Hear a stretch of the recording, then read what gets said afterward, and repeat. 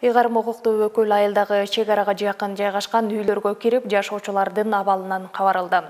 Облус башчысы аймакта абал туруктуу экенин айтып, айыл элинин коопсуздугу облустун күч түзүмдөрүнүн көзөмөлүндө экенин билдирип, ар кандай туура эмес такталбаган маалыматтарга ишенип, дүрбөлөңгө түшпөөгө чакырды. Ошондой эле Аксай жана Ворух айылдарынын ортосунда коомдук коопсуздукту камсыздоо үчүн Баткен жана Согди облусунун ички иштер кызматкерлеринин биргелешкен посту коюлганын жана чек аранын кооптуу участкаларына чек арачылардын жөө патрулу уюштурулганын айтты.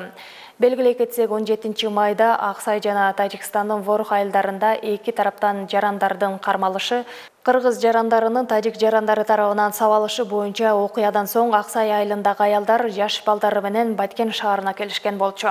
Элдер аймакта абал кооптуу болуп жатканын айтып, тынчсызданууларын билдиришкен. Биргеликте чек арачылар жүрөт. Көрдүңүздөр, бул жерде бирге милиционерлер турат азыр посто.